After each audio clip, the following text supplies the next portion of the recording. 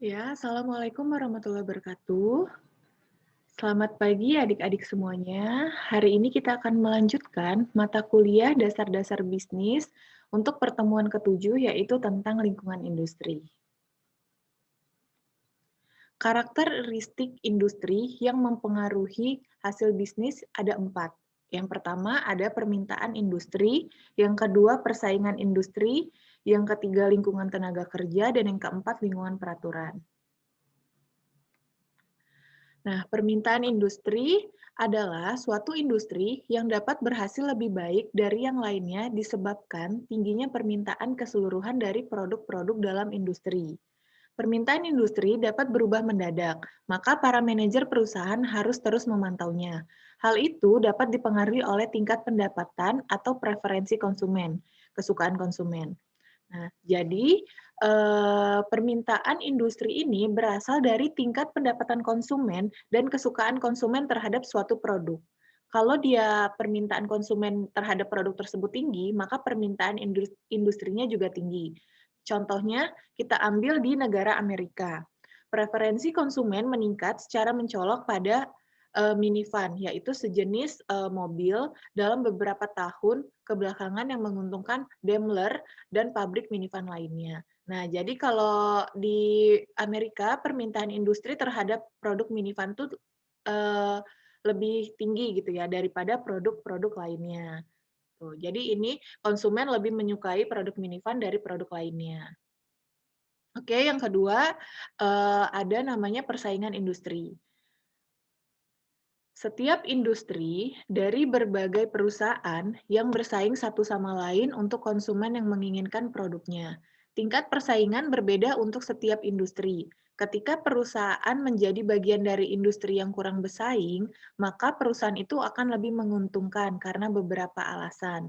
Penjualan perusahaan dibanding pasar keseluruhan atau pangsa pasar.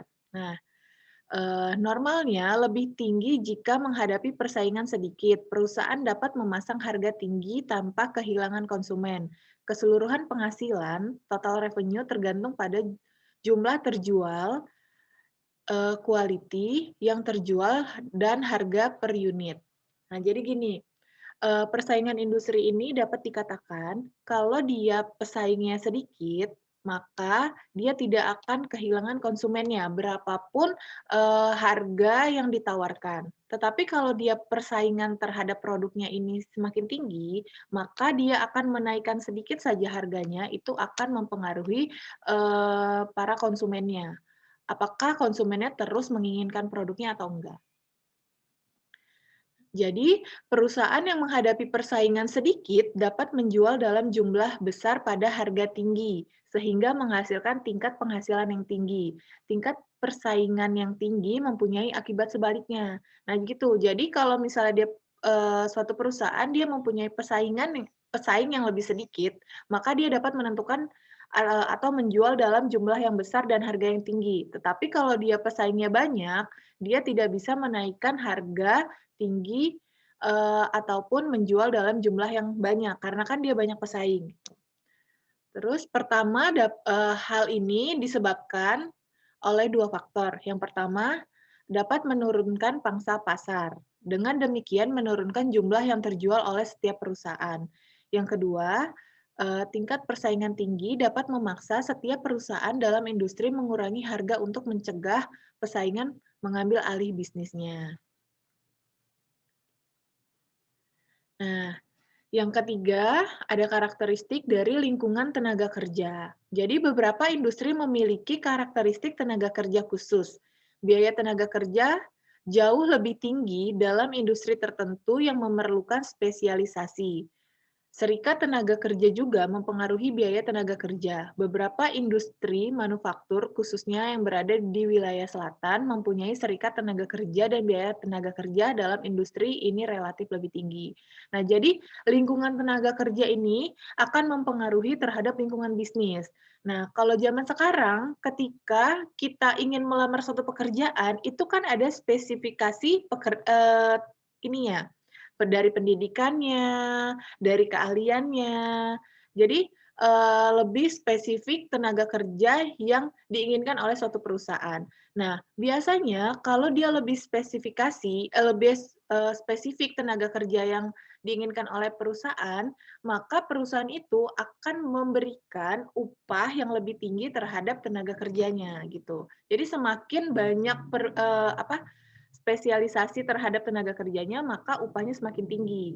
Berbeda dengan suatu pekerjaan yang tidak memerlukan spesifikasi tenaga kerja yang khusus. Kita ambil contohnya, misalnya untuk pekerja di pabrik, itu pasti akan ada spesifikasi khusus untuk tenaga kerja.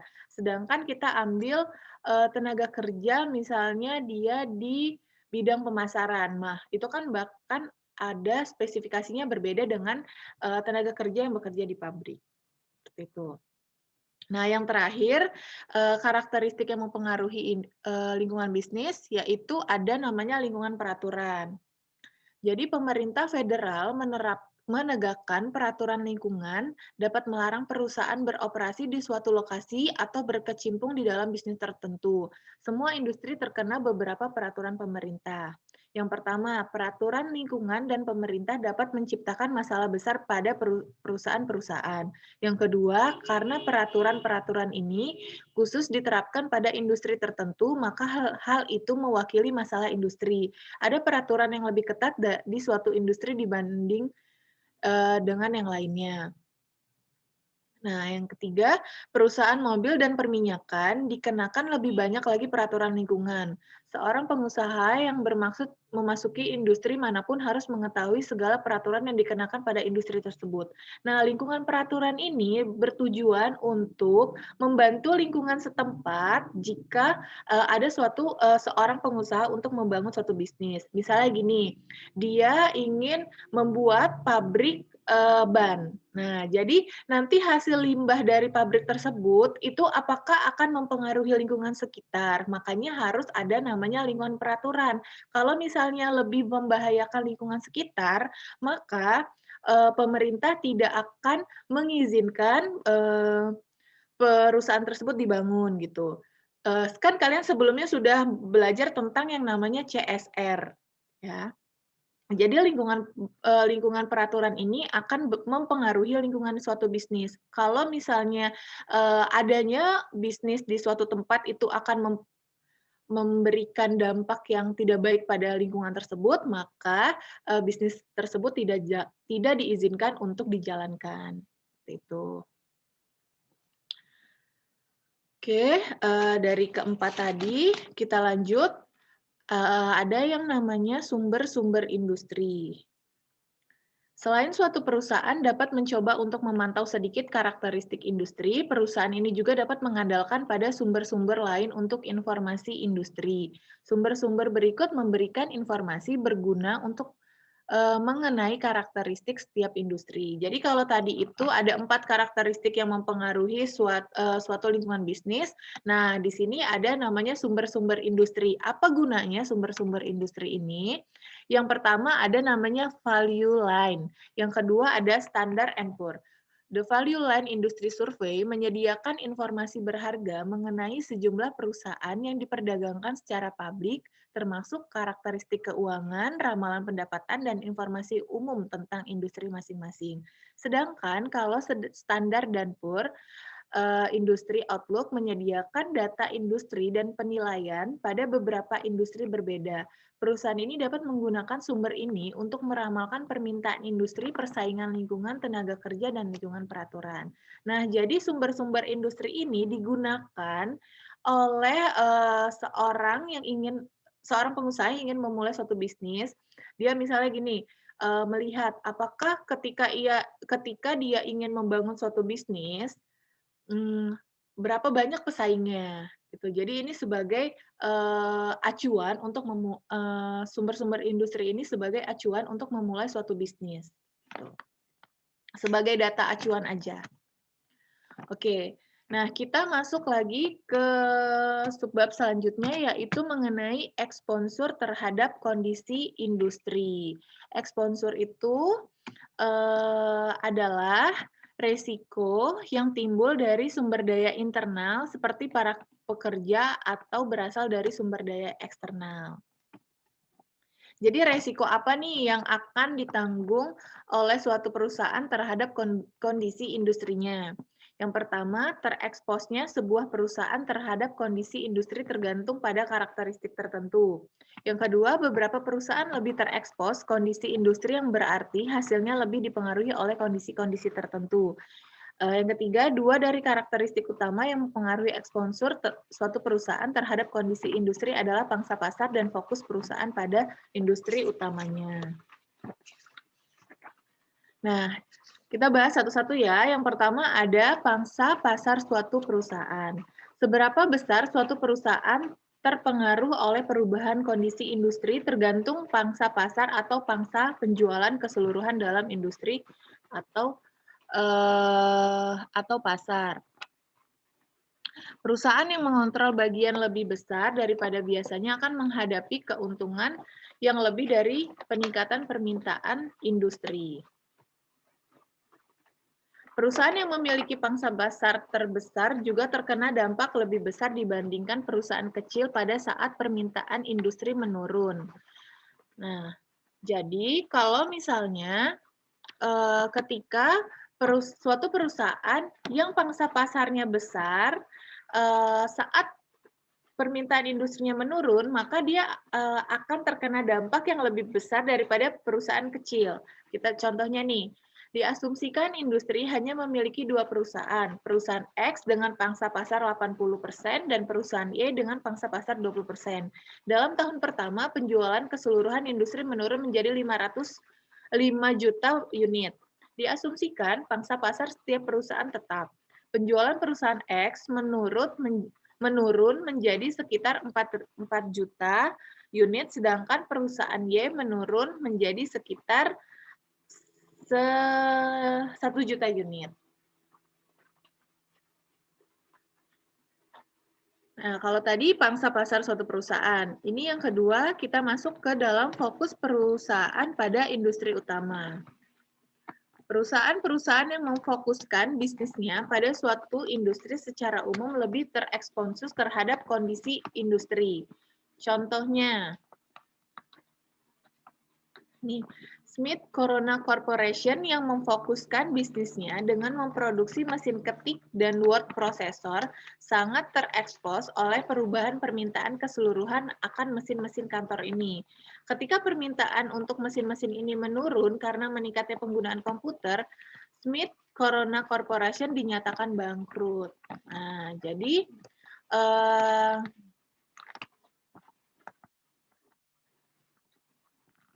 Jadi ketika belum ada perubahan teknologi,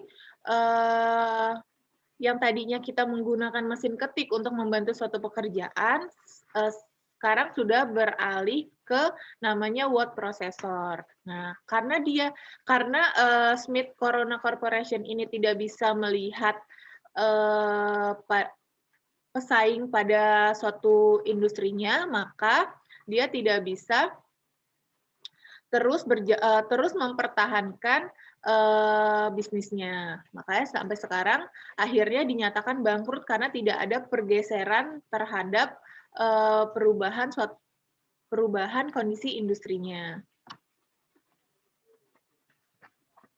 Nah, yang ketiga, mengurangi eksposur atau mengurangi resiko melalui diversifikasi.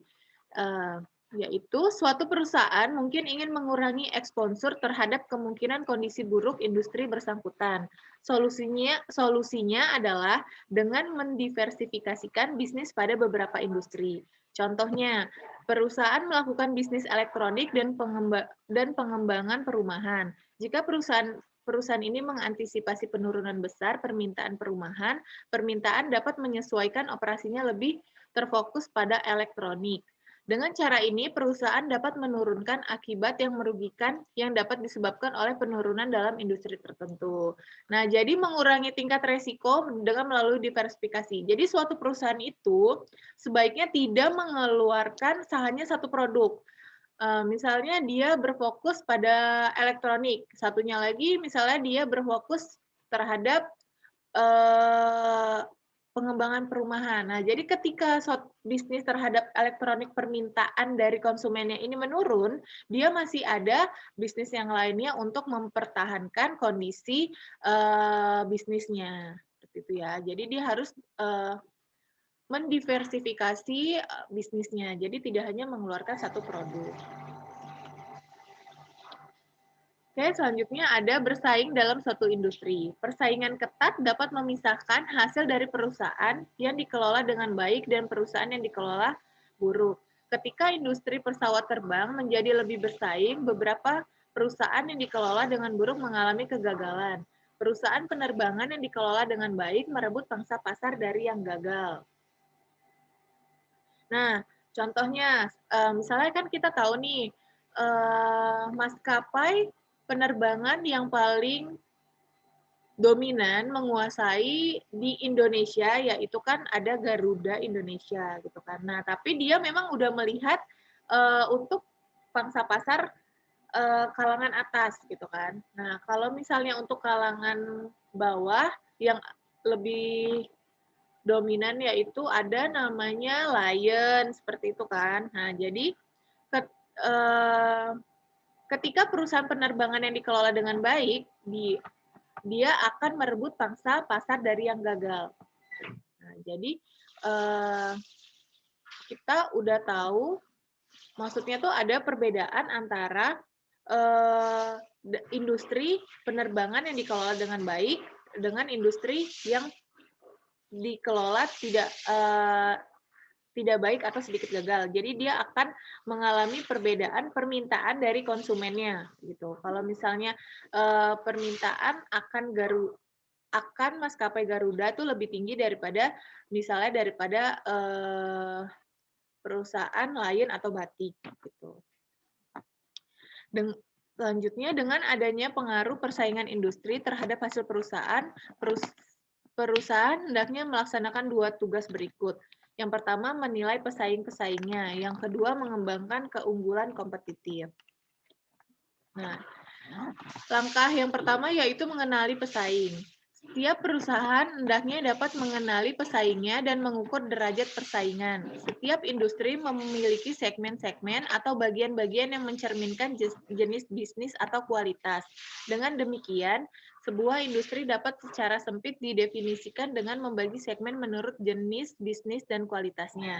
Pembagian dengan cara ini dapat menolong mengenai pesaing utama sehingga mereka dapat dinilai. Jadi kita harus ketika kita mengeluarkan suatu produk, kita harus mengetahui apakah kita sudah memiliki pesaing terhadap produk tersebut. Ketika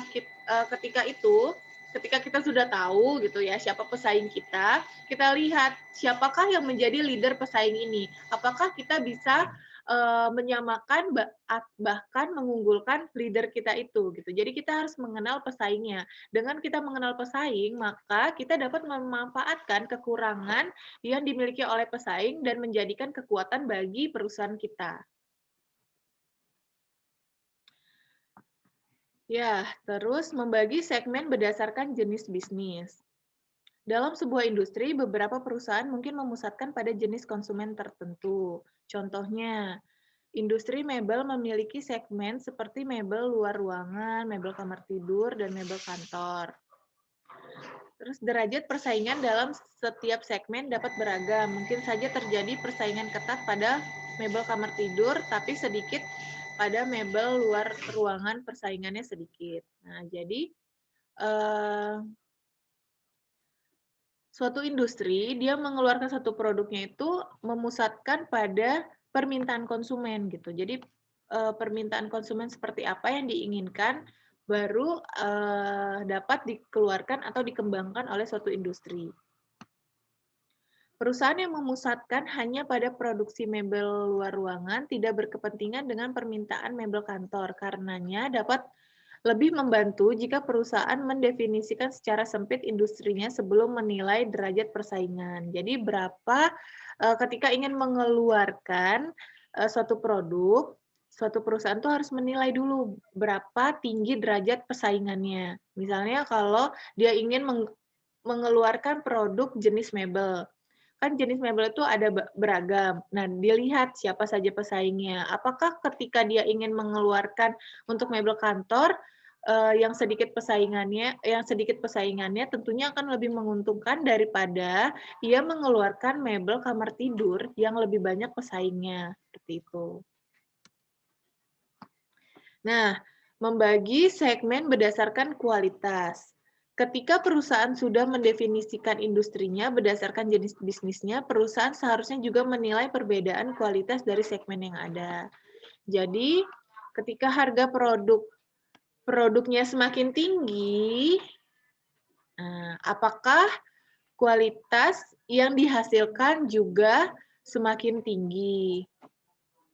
Nah, ini berikut ini adalah contoh-contoh kendaraan di Amerika. Jadi semakin tinggi harga produknya, kualitas yang dihasilkan itu akan semakin tinggi untuk diragukan. Nah, mengantisipasi perubahan dalam persaingan. Ada beberapa poin. Yang pertama yaitu pesaing-pesaing dalam suatu segmen industri berubah dari waktu ke waktu. Perusahaan baru bermunculan, lainnya yang tidak berhasil keluar dari pasar. Banyak perusahaan bersaing dalam pasar yang sama mencoba berekspansi. Nah, jadi kalau misalnya karena semakin berkembang, maka perusahaan baru itu semakin bermunculan. Jadi ada perusahaan yang mampu bertahan terhadap pesaing. Ada juga perusahaan yang tidak mampu bertahan terhadap pesaing. Nah, yang tidak mampu bertahan terhadap pesaing, maka dia akan berekspansi terhadap perusahaan yang mampu bersaing daripada perusahaannya bangkrut gitu ya. Jadi dia lebih baik menjalin hubungan atau menjalin kerjasama dengan perusahaan yang mampu bersaing dengan adanya perusahaan baru yang bermunculan. Tidaklah aneh bagi suatu perusahaan untuk bersaing dalam segmen industri tertentu memiliki tujuan yang sama, yaitu meningkatkan pangsa pasar. Nah, jadi dengan dia mencoba berekspansi, maka akan ada satu tujuan yang sama terhadap perusahaan tersebut, yaitu meningkatkan pangsa pasarnya menjadi semakin lebih luas. Akan tetapi, semua pesaing dalam suatu segmen industri tidak dapat meningkatkan pangsa pasarnya secara bersamaan. Karena ketika beberapa pesaing mendapat pangsa pasar, maka yang lain tentu akan kehilangan. Untuk memahami bagaimana perusahaan-perusahaan ini dapat dipengaruhi oleh perubahan persaingan, contohnya pada industri pesawat terbang. Dalam beberapa tahun belakangan, banyak perusahaan penerbangan baru mulai melayani jalur tertentu. Mereka menarik konsumen dengan menawarkan tarif lebih rendah. Respon dari beberapa perusahaan penerbangan lama adalah mengurangi tarif mereka untuk menghindari konsumen beralih ke perusahaan penerbangan lain. Secara umum, perusahaan penerbangan lain dirugikan oleh adanya persaingan dalam dua hal. Yang pertama, penjualan tiket menurun karena sebagian konsumen beralih ke penerbangan baru. Yang kedua, harga diturunkan untuk menyamai harga pesaing baru. Keduanya berakibat menurunkan penghasilan dan pendapatan. Nah, jadi kayak kita ambil tadi contohnya ya, seperti ada maskapai di Indonesia, penerbangan di Indonesia, yaitu Garuda. Nah, Garuda ini dia lebih diunggulkan dari segi kualitas dibandingkan maskapai yang lainnya. Tetapi dengan adanya strategi yang dipakai oleh maskapai lainnya dengan menurunkan harganya, jadi akan mengakibatkan terhadap maskapai pesawat Garuda. Tuh. Jadi bisa saja penjualan tiketnya menurun karena sebagian konsumen beralih ke penerbangan baru yang lebih murah.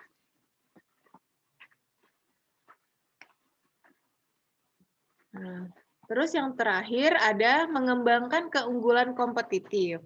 Suatu perusahaan yang sudah mengenali dan menilai pesaingnya juga harus mencari cara untuk meningkatkan atau sedikitnya mempertahankan pangsa pasar.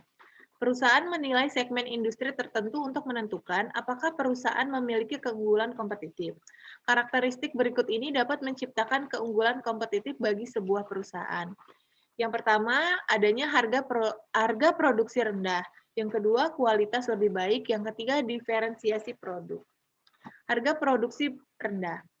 Jika perusahaan dapat memproduksi produk dengan kualitas serupa dengan harga produksi lebih rendah, maka perusahaan dapat memasang harga produknya lebih rendah dibandingkan para pesaingnya. Hal ini memungkinkan perusahaan mendapatkan pangsa pasar yang lebih besar. Sebagai contoh pada industri mebel, diasumsikan perusahaan dapat memproduksi mebel luar ruangan berkualitas tinggi dengan harga lebih murah daripada perusahaan lain di segmen pasar lebih tinggi.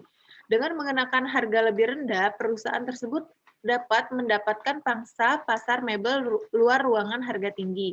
Rendahnya biaya produksi yang dihasilkan dari manajemen sumber daya manusia dan proses produksi yang efisien.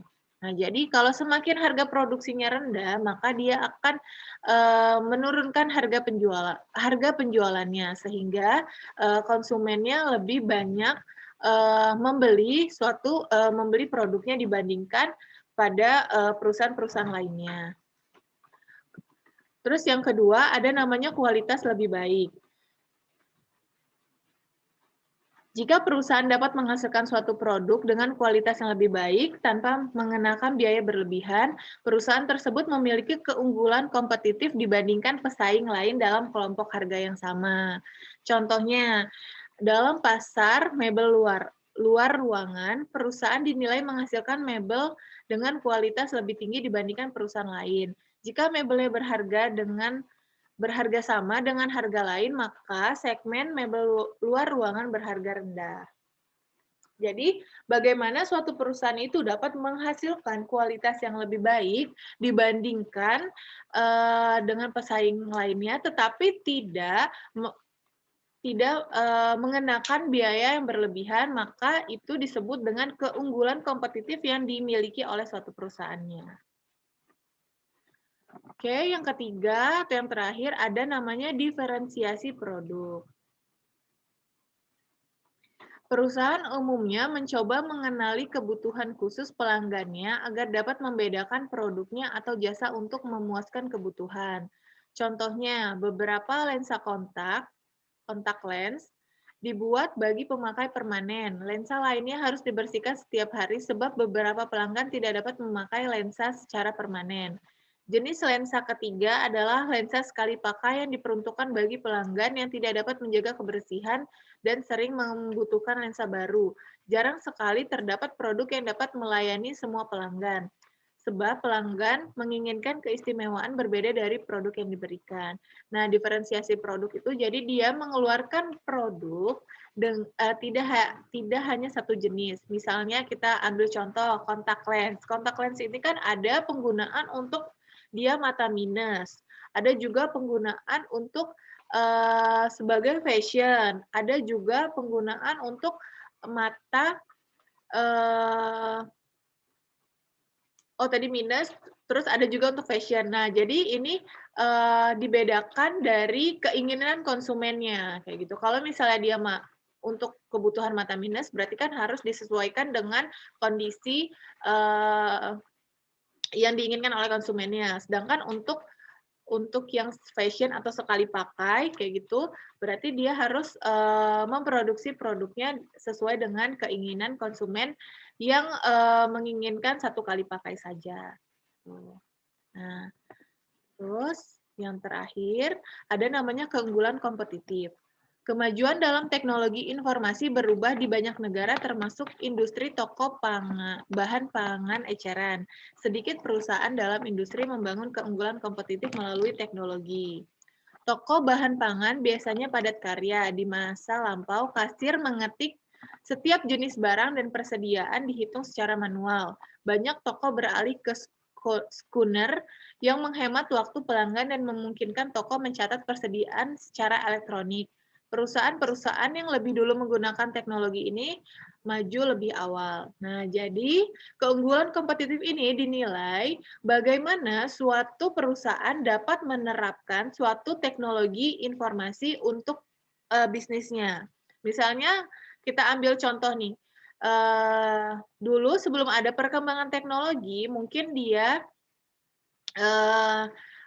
kasir itu mengetik untuk mencatat setiap jenis barang yang akan dijual. Nah, sedangkan sekarang dengan adanya perkembangan teknologi informasi, kita sudah beralih ke barcode. Jadi dengan, men-scan barcode-nya kita sudah mengetahui berapa jumlah barang tersebut, berapa harga barang tersebut, dan berapa, mmm, volume yang terjual dari barang tersebut, kayak gitu. Jadi dengan adanya perkembangan teknologi informasi itu akan mempermudah suatu bisnis, untuk bersaing dengan pesaing-pesaingnya. Oke, baik, terima kasih. Sekian penjelasan dari saya mengenai pertemuan hari ini tentang lingkungan industri. Jika ada pertanyaan atau ada yang kurang jelas, dapat kalian tanyakan pada forum chat yang sudah disediakan dalam Vklas. Saya akhiri. Assalamualaikum warahmatullahi wabarakatuh.